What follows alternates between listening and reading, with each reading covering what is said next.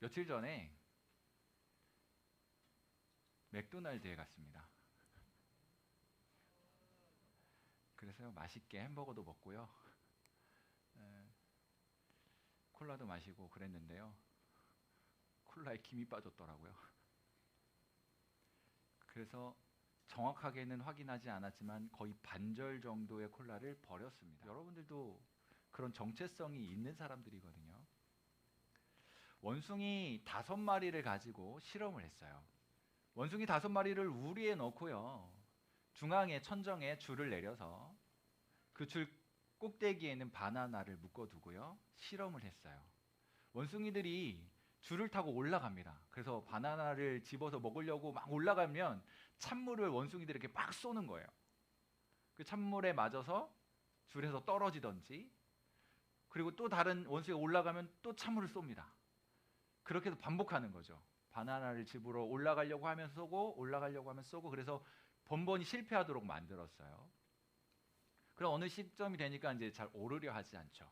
다음 날 다른 원숭이를 한 마리 집어넣고 다른 원숭이, 그 안에 있었던 원숭이 한 마리를 빼내는 거예요. 그러면 그동안에 4마리 원숭이는 별로 시도하지 않지만 새롭게 들어온 원숭이는 바나나를 따기 위해서 올라갑니다. 여전히 찬물을 쏘는 거죠. 그래서 떨어뜨리고 다른 원숭이도 그 찬물을 맞는 거예요. 그리고 찬물을 맞았던 원숭이 한 마리를 또 꺼내고 그렇지 않은 원숭이를 또 넣는 거예요. 그 원숭이가 또 올라가려고 할 때 또 물을 쏩니다. 그래서 또 실패하게 만드는 거죠. 계속 반복하는 거예요. 어느 시기가 딱 되니까요. 다른 새로운 원숭이가 들어와가지고 이 줄을 올라가려고 할 때마다 나머지 원숭이들이 화를 내기 시작하는 거예요. 소리 지르고 막 못 올라가게 저지하기 시작합니다. 그 나중에는요, 물을 한 번도 맞지 않은 원숭이만 남아 있는데도 불구하고 그 줄을 오르려 하지 않아요. 이게 학습 이론이거든요. 우리의 인생이요, 경험하지 않았는데 분명히 그만한 가능성과 그 정체성을 가지고 있는데도 불구하고 시도하지 않으려는 때가 있습니다. 특별히 여러분들이 살아가고 있는 이 시대가 그래요. 경험해보지 않았고 살아보지 않은 미래가 분명히 있는데도 불구하고 지금 짜여져 있는 이 판 위에서 그렇게 하는 것이 당연하다라는 생각들을 주입받고 그렇게 살아가려고 애쓰고 있습니다. 그런데 성경은요, 지금 이렇게 살고 있는 이 시대가 정답이다라고 말하지 않아요. 근데 세상은 이것이 마치 정답인 것처럼 우리에게 강요하다 보니까 우리는 경험하지 않은 그 일들이 마치 진짜인 것처럼 생각하고 살아갑니다. 그런 학습을 하고 살아가는 거죠. 분명히 오를 수 있는데 시도하지 않는 원숭이처럼 우리 분명한 우리의 정체성이 있는데 그 정체성을 잃어버리고 그냥 짜여져 있는 틀 안에서 그냥 그렇게 살아가고 있는 것은 아닌가 생각이 들어요. 그러면 오늘 우리의 정체성은 무엇일까요? 바로 기독 청소년이라는 겁니다. 그럼 기독 청소년으로서 어떻게 살아갈 것인가? 기독 청소년은 그렇지 않은 청소년들과 무엇이 다를 것인가? 진지한 물음을 던지면서 오늘 말씀을 살펴보고자 합니다. 이스라엘 백성들이 애굽에서 400년을 넘도록 종살이를 하거든요. 노예 생활을 하면서 모진 고난의 세월을 보냅니다. 고된 부역에 시달렸고요. 인권은 완전히 짓밟혔고요. 극심한 고통의 세월을 보내게 되었어요. 할머니도 할아버지도 노예, 아버지의 어머니도 노예, 나도 노예. 나에게서 태어날 자녀들도 노예, 그 손자 손녀도 노예가 될 가능성을 가지고 기가 막힌 현실 속에 노예 생활을 하고 있는 이스라엘 백성들을 봅니다. 어느 날 애굽 왕이 가만히 보니까요, 고된 노역을 시켰는데도 불구하고 이스라엘 백성들이 숫자가 늘어나는 거예요.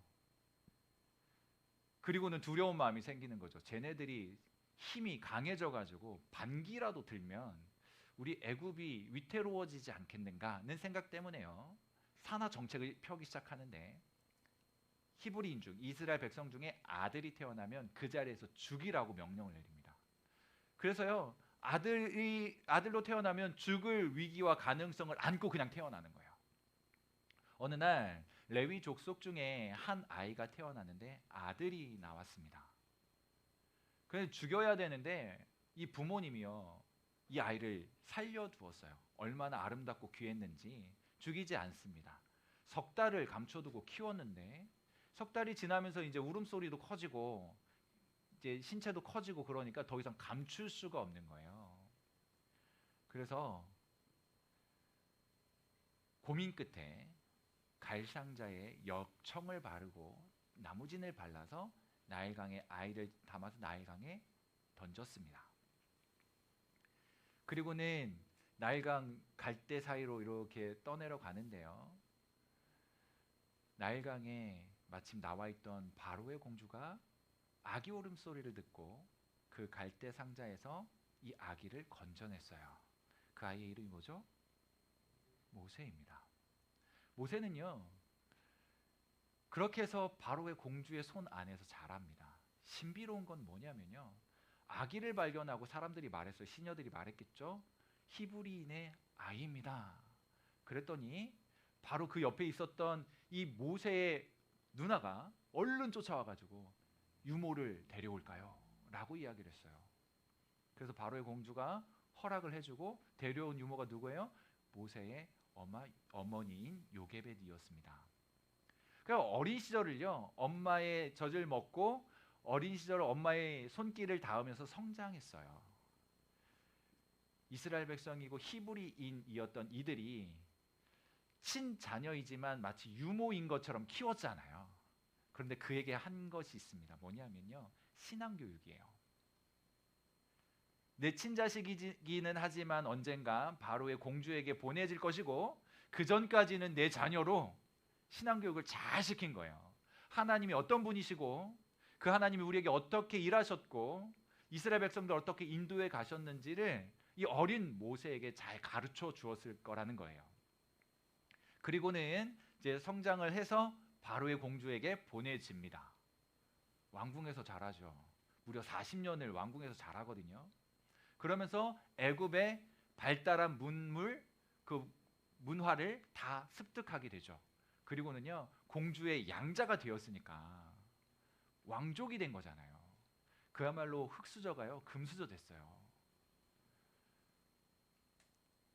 그렇게 엄청난 일들을 겪고 이 왕궁에서 자라게 되었는데 어느 날 모세가 밖에 나가서 자기 동족들을 한번 보고 싶다라는 생각이 들어가지고요, 이 왕궁 밖을 벗어나게 됐습니다.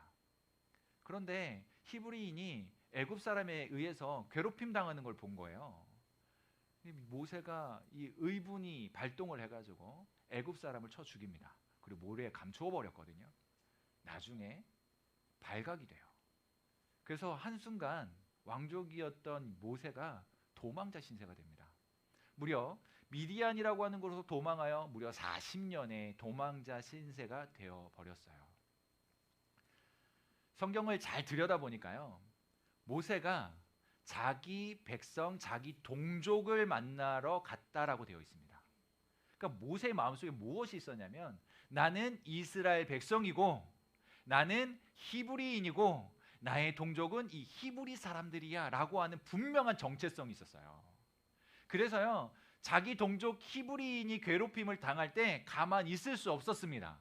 내 동족이 해당하는 일을 그냥 둘 수 없었고, 그래서 오히려 애굽 사람을 처단하는 일을 행했던 거예요. 그 일로 인하여 벌어질 결과는 중요하지 않았습니다.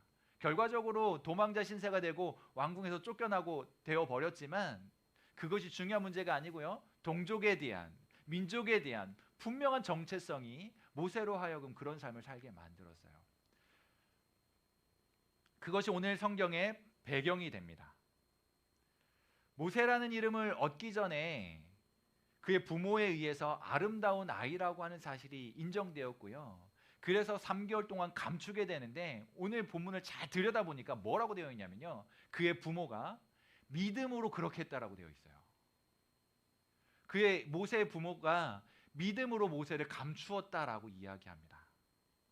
그래서 그 아이의 생명이 연장되었다라고 말하고 있어요.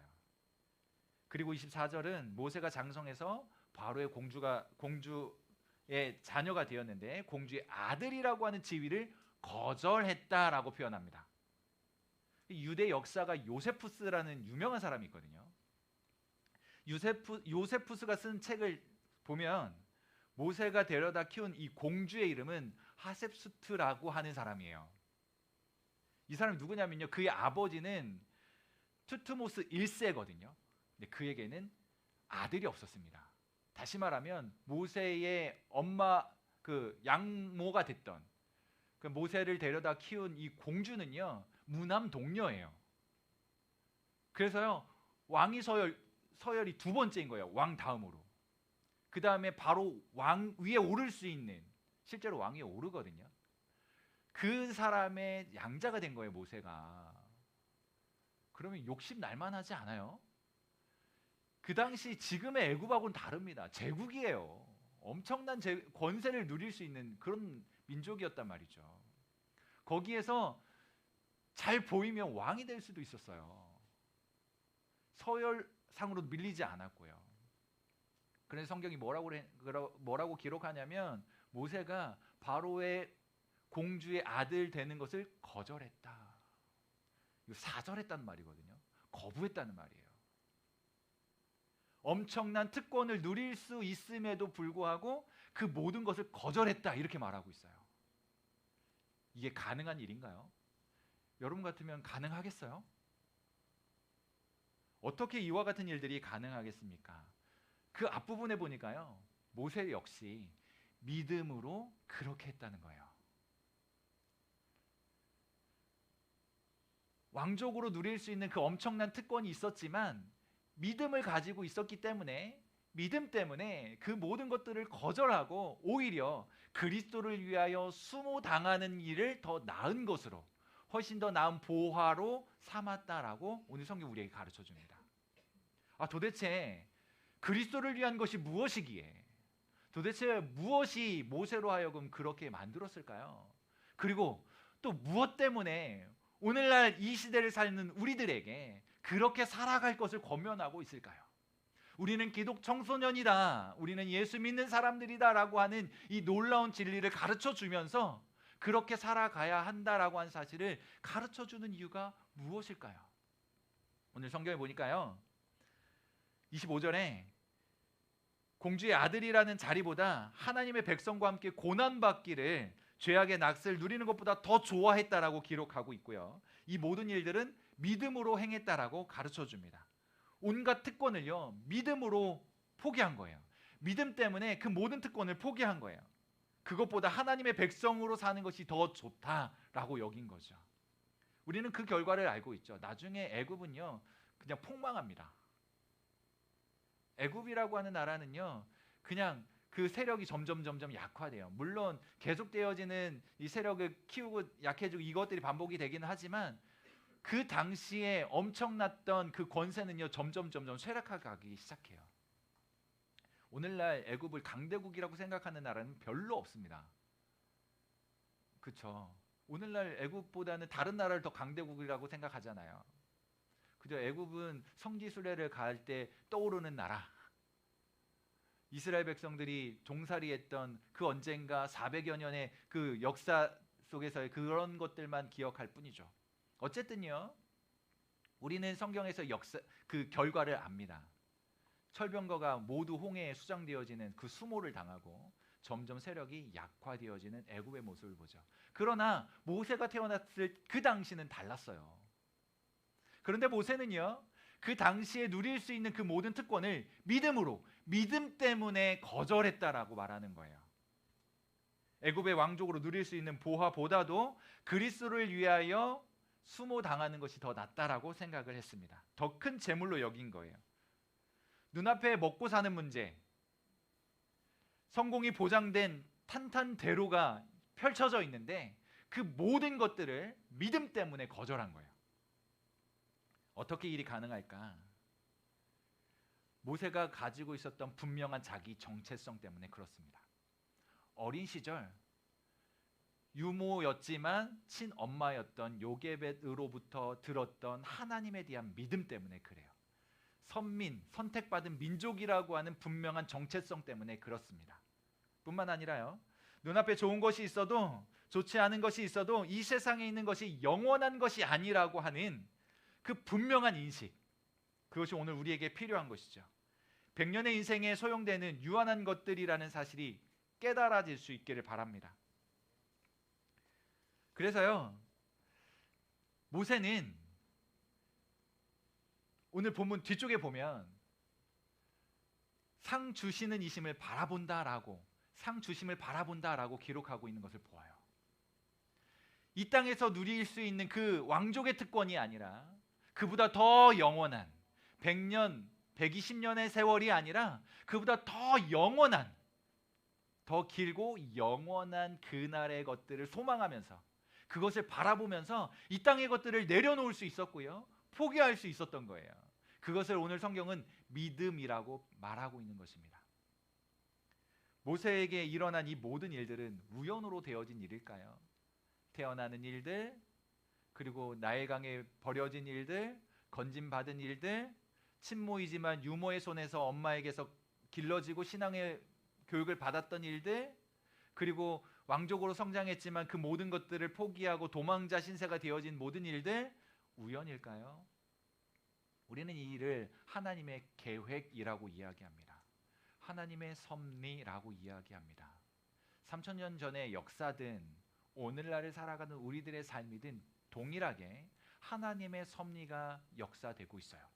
하나님의 계획하심이 이루어지고 있어요. 그것이 여러분들의 가슴속에 믿음으로 받아들여지셔야 합니다. 그리고 그 믿음을 가지고요, 나는 기독 청소년이야 라고 하는 분명한 정체성을 가지고 살아가셔야 돼요. 한번 여러분들의 마음을 좀 질문해 보고 싶습니다. 기독 청소년임을 인정하고 사시겠습니까? 망설여지시죠? 충분히 공감이 돼요. 왠지 아세요? 만만치 않거든요. 기독 청소년으로 살아간다는 거 쉬운 일 아니에요.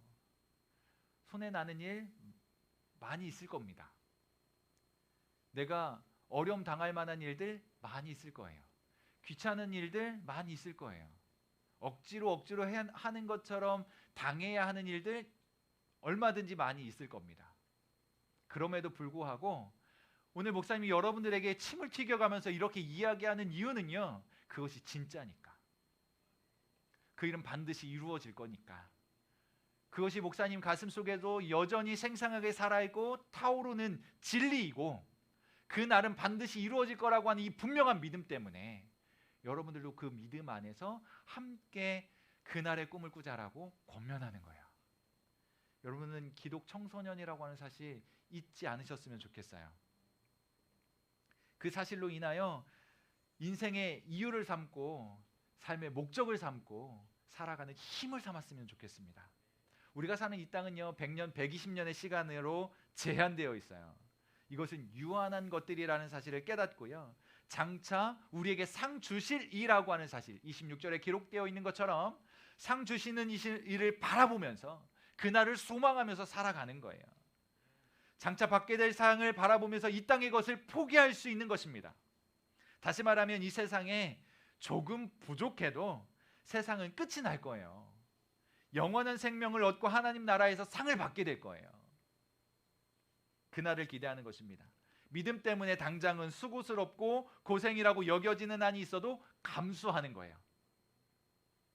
값진 인생이라고 하는 생각을 갖게 되는 것입니다. 바로 이 복음 때문에, 이 믿음 때문에 우리에게 주어질 놀라운 상이 있음을 분명히 알기 때문에 이 땅의 것들은 잠시 보류할 수 있는 거예요. 세상은 포기해도 주님은 포기할 수 없고, 이 땅을 포기할 수는 있어도 하나님 나라 포기할 수 없기에 우리는 믿음을 가지고 기독 청소년이라고 하는 분명한 정체성을 가지고 이 땅을 살아가는 거란 말이죠. 그래서요, 닭은 땅바닥을 걸어다니면서요, 모이를 쪼아 먹어요. 물론 요즘 닭은 닭장 속에서 땅바닥도 못 보지만, 목사님 어릴 때만 하더라도요, 마당을 다니는 닭들은요, 지렁이도 잡아먹고요, 개구리도 잡아먹고요, 막 벌레도 잡아먹으면 땅을 쪼면서 살았어요.